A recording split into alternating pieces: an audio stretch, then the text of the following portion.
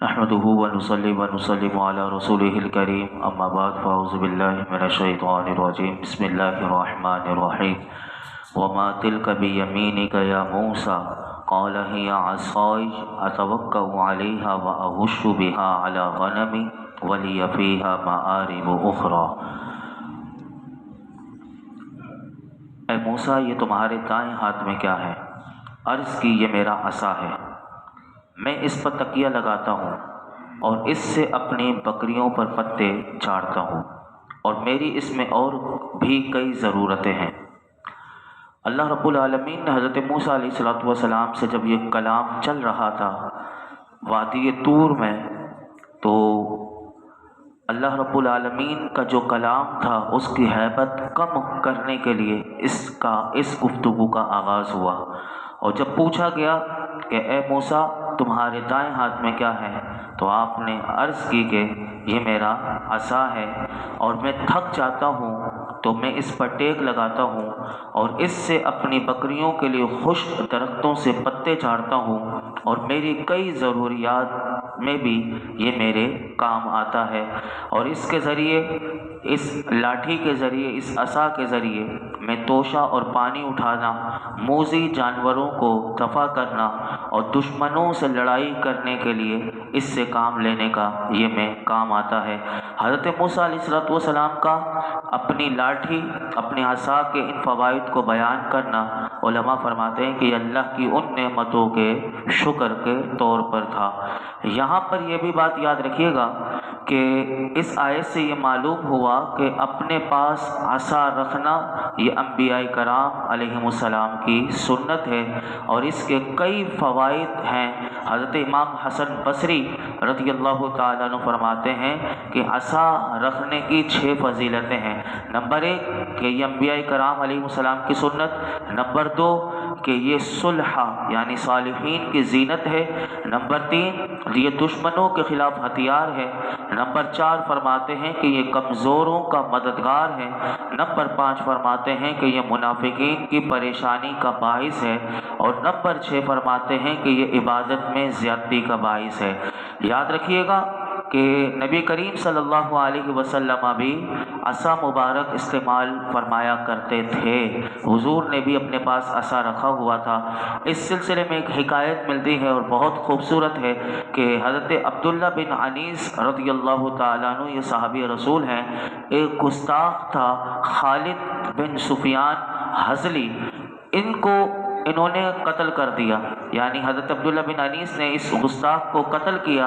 اور اس کا سر کاٹ کر حضور کے بارگاہ میں لا کر، حضور کے قدموں میں، مدینہ منورہ میں لا کر حضور کے قدموں میں جب رکھا تو نبی اکرم صلی اللہ علیہ وسلم ان کے اس عمل سے اتنا خوش ہوئے کہ نبی پاک صلی اللہ علیہ وسلم ان کی بہادری اور ان کی جاں بازی سے خوش ہو کر حضور نے انہیں اپنا عصا عطا فرمایا، یعنی ان کی بہادری میں حضور نے اپنی عصا مبارک انہیں دیا۔ تو ارشاد فرمایا، اس کے ساتھ ایک اور بشارت بھی حضور نے دی، ایک تو عصا دیا اور ساتھ بشارت یہ دی کہ تم اسی عصا کو ہاتھ میں لے کر جنت میں چہل قدمی کرو گے، یعنی حضور نے فرمایا یہ عصا تم لے کر جنت میں چہل قدمی کرو گے۔ تو انہوں نے عرض کی یا رسول اللہ، کیا قیامت کے دن یہ مبارک عصا میری نشانی کے طور پر میرے پاس رہے گا؟ تو یعنی یہ نشانی کے طور پر بتا دیا گیا کہ قیامت کے دن بھی تیرے پاس ہوگا۔ تو چنانچہ جب ان کا انتقال کا وقت قریب آیا تو انہوں نے وصیت کر دی کہ اس عصا کو میرے کفن میں میرے ساتھ دفنا دیا جائے۔ تو یہ وہ تھے کہ عصا جو ہے یہ نبی پاک صلی اللہ علیہ وسلم کی بھی سنت ہے اور تمام انبیاء کی بھی سنت ہے۔ قال القها یا موسیٰ فالقاها فاذا هي حية تسعى قال خذها ولا تخف سنعيدها سيرتها الاولى۔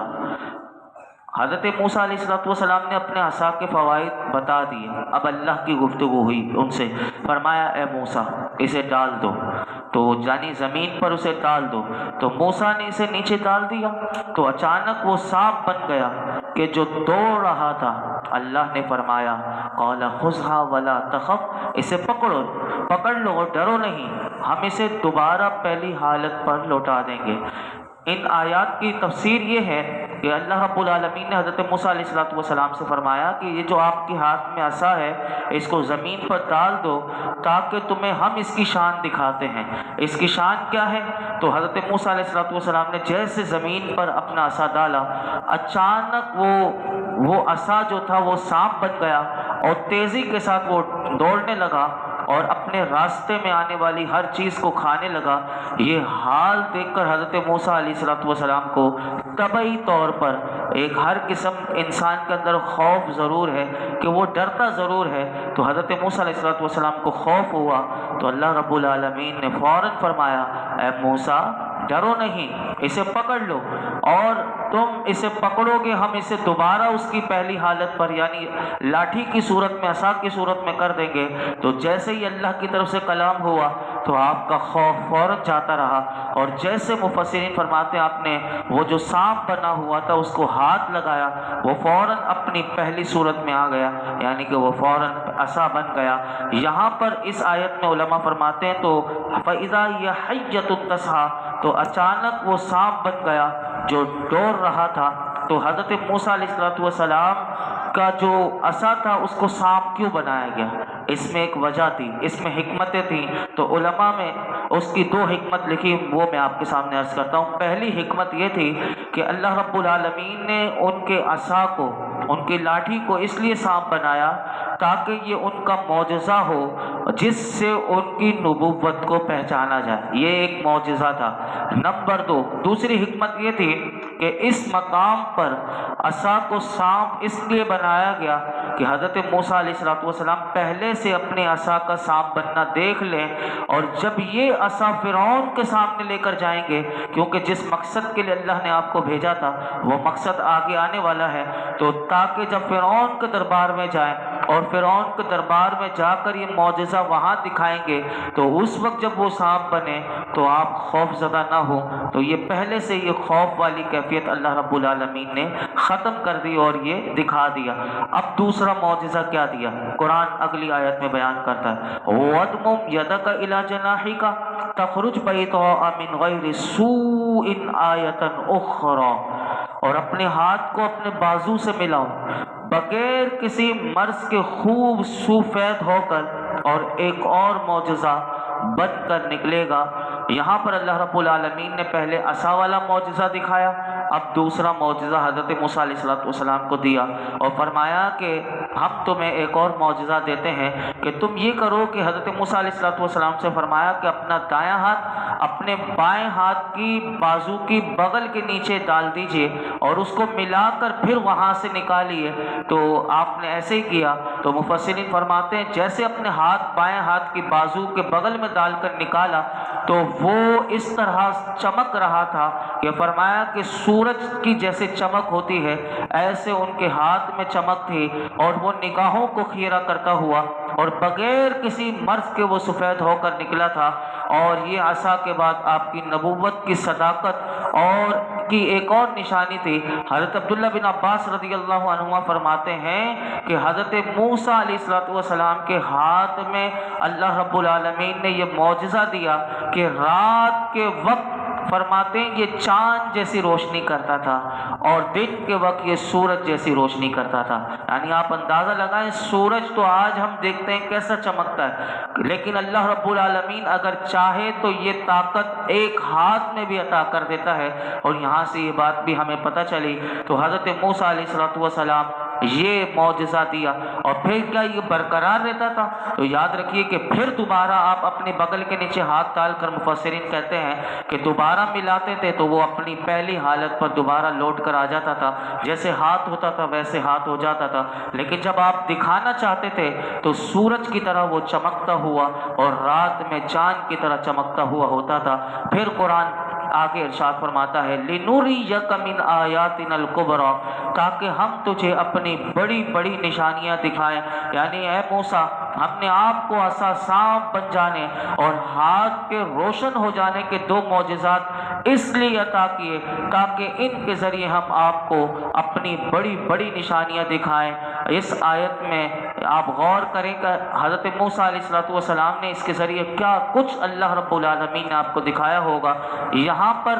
کلیم اور حبیب کا بھی فرق سمجھ لیجئے کہ حضرت موسیٰ علیہ السلام کیونکہ کلیم اللہ ہیں، اللہ سے کلام کرنے والے، میرے آقا جو ہیں وہ حبیب اللہ ہیں، وہ اللہ کے حبیب ہیں۔ قرآن دونوں کا فرق بھی بتاتا ہے۔ کلیم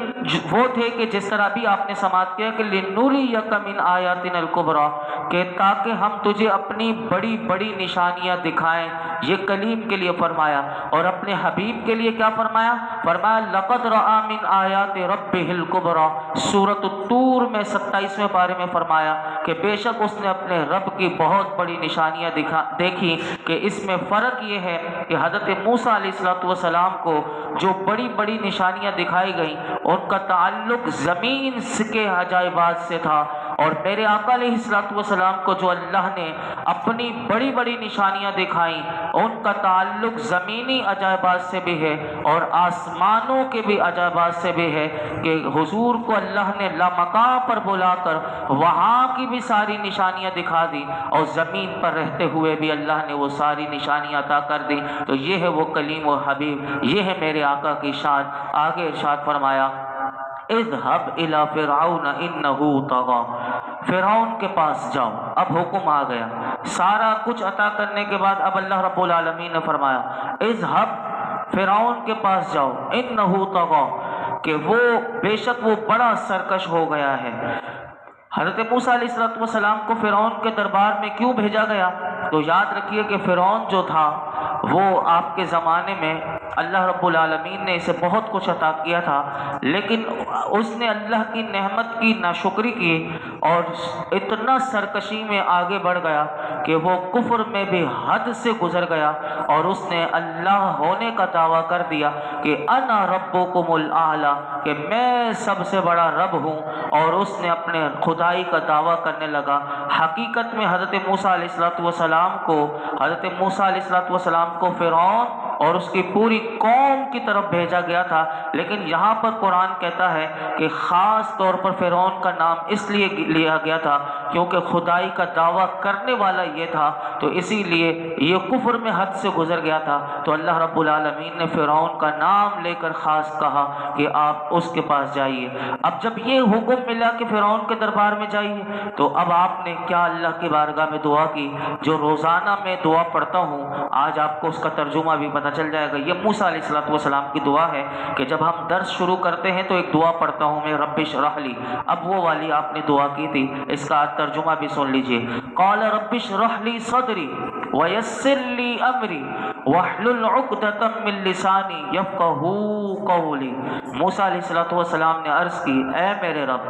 میرے لیے میرا سینہ کھول دے اور میرے لیے میرا کام آسان فرما دے، اور میری زبان کی گرہ کھول دے تاکہ وہ میری بات کو سمجھیں۔ یہ 4 آیات ہیں۔ حضرت موسیٰ علیہ السلام نے اللہ رب العالمین کی بارگاہ میں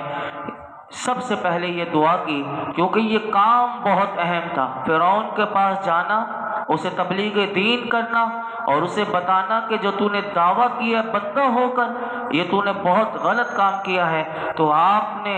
کیونکہ اللہ رب العالمین کی طرف سے ایک عظیم کام آپ کو ملا تھا، تو آپ نے اس کے لیے سب سے پہلے جو دعا کی، کیونکہ وہ سینے کا تنگ نہ ہونا بلکہ سینے کا کشادہ ہونا ضروری ہے، تو آپ نے اللہ رب العالمین کی بارگاہ میں دعا کی، اے میرے رب، میرے لیے میرا سینہ کھول دے۔ کیونکہ تو نے جو مجھے رسالت عطا کی ہے اور نبوت عطا کی ہے، اس کا جو بوجھ ہے اس کے اٹھانے کے لیے میرے سینے کو کشادہ کر دے، اور اس کے اسباب پیدا فرما کر دیگر رکاوٹیں جو اس کام میں آئیں گی وہ میرے لیے رکاوٹیں دور کر کے میرے کام کو میرے لیے آسان کر دے، کہ جس کام کا تو نے مجھے حکم دیا ہے، اور مالک میری زبان کی جو گرہ ہے اس کو کھول دے، اور جو بچپن میں انگارہ، آگ کا جو انگارہ تھا وہ میں نے اپنے منہ میں لے لیا تھا، کہ جس کی وجہ سے میری زبان میں گرہ پڑ گئی ہے، تو میں جب تبلیغ دین کروں، جب میں فرعون کو سمجھاؤں تو میری بات وہ سمجھ سکے اور میری زبان کی گرہ کھل جائے اور میری بات ان کو سمجھ میں آ سکے۔ یہاں پر یاد رکھیے گا کہ یہ جو قرآن نے کہا نا کہ وَاحْلُلْ عُقْدَةً مِّن لِّسَانِي، کہ میری زبان کی گرہ کھول دے، تو یہ کیا واقعہ ہے؟ اس کو بھی مفسرین نے لکھا کہ حضرت موسیٰ علیہ السلام کی زبان میں لکنت پیدا ہو گئی تھی، اور اس کی وجہ یہ تھی کہ بچپن میں، یہ آگے آئے گا، ابھی یہ پورا اللہ رب العالمین تفصیل سے آگے بھی بیان کرے گا کہ کس طرح آپ کو اللہ رب العالمین نے فرعون کیونکہ اس زمانے میں جو بچہ پیدا ہوتا تھا اسے قتل کروا دیتا تھا، کس طرح اللہ رب العالمین نے حضرت موسیٰ علیہ السلام کو بچایا اور فرعون سے ہی پرورش کروائی۔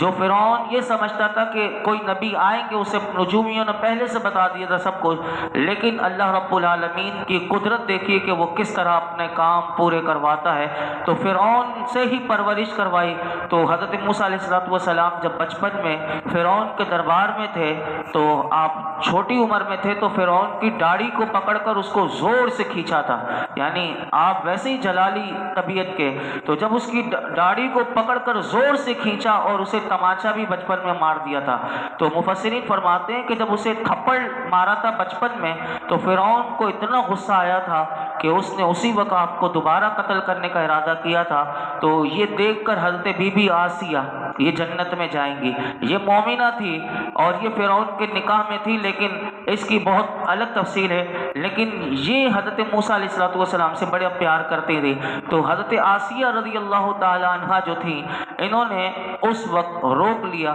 فرعون کو کہا اے بادشاہ یہ بچہ ہے، اسے کیا سمجھ کہ یہ داڑھی کیا ہوتی ہے، تھپڑ کیا ہوتا ہے۔ تو اس وقت اگر آپ چاہیں تو تجربہ کر لیں۔ فرعون نے اب وہ تجربہ کیا، اور تجربہ کیا کہ اس نے 2 تشت منگوائے، ایک تشت میں اس نے پورے آگ کے انگارے رکھوائے، اور ایک تشت میں سرخ یاقوت، یعنی اسی آگ کے انگارے جیسے یاقوت، سرخ یاقوت اس نے اس دوسرے تشت میں رکھوائے، اور یہ دونوں رکھوا کر اب کہا کہ تجربہ کرنے کے لیے حضرت موسیٰ علیہ السلام کے سامنے رکھ دیا۔ اور بی بی آسیہ دیکھ رہی ہیں، اب اللہ رب العالمین نے کیا کیا کہ حضرت موسیٰ علیہ السلام سرخ یاقوت ہی لینا چاہ رہے تھے، لیکن اللہ رب العالمین نے فرشتے کو بھیج دیا، اور اس فرشتے نے آپ کے ہاتھ پر انگارہ رکھ دیا، اور وہ انگارہ آپ نے اپنے منہ میں ڈال دیا۔ اللہ اکبر! کیا اللہ کے نبی کی آزمائش کہ وہ آگ کا انگارہ ایسا تھا کہ مفسرین کہتے ہیں پوری زبان آپ کی جل گئی، اور آپ کی زبان میں لکنت پیدا ہو گئی۔ پھر یہ دعا اس لیے آپ نے اللہ کی بارگاہ میں مانگی تھی، پھر آگے آپ نے اور بھی دعائیں مانگی تھی، وہ کل ہم سماعت کریں گے۔ اللہ رب العالمین ہم سب کو صحیح معنوں میں قرآن حکیم کو سمجھنے اور سیکھنے سکھانے کی توفیق عطا فرمائے۔ الحمدللہ رب العالمین، والصلاة والسلام على سید الانبیاء والمرسلین وعلى آلہ واصحابہ اجمعین۔ یا اللہ پاک جو کچھ ہم نے سیکھا سکھایا، سنا اپنی بارگاہ میں قبول فرما۔ مولا کریم کی غلطی کوتاہی معاف فرما۔ مولا کریم ہمیں اخلاص کے ساتھ، للہیت کے ساتھ تیری رضا کے لیے سیکھنے سکھانے کی توفیق عطا فرما۔ مولا کریم صحیح پیغام قرآن حکیم کا ایک دوسرے کو سیکھنے سکھانے کی توفیق عطا فرما۔ ہم سب کو قرآن حکیم کا قدردان بنا دے، اس کا فیضان عطا فرما، اس کا فہم عطا فرما، اس میں غور و فکر کی توفیق عطا کر دے، اس کی تلاوت کی توفیق عطا کر دے۔ یا رب العالمین، یا ارحم الراحمین، ہمیں ہر قسم کے گناہ سے بچنے کی توفیق عطا فرما، ہمیں نرمی عطا فرما، ہمیں نرمی عطا فرما۔ مولا کریم بیجا غصے سے اور مولا کریم تکبر سے، غرور سے ہمیں محفوظ فرما۔ مولا کریم اخلاق حسن عطا فرما۔ یا رب العالمین، یا ارحم الراحمین، یہ جتنے حاضرین موجود ہیں، رب کریم درس قرآن کی برکت سے تمام حاضرین کی دلی جائز مرادوں پر اپنی رحمت کی نظر فرما۔ وصلی اللہ تعالی علی خیر خلق محمد وعلی آلہ وصحبہ اجمعین۔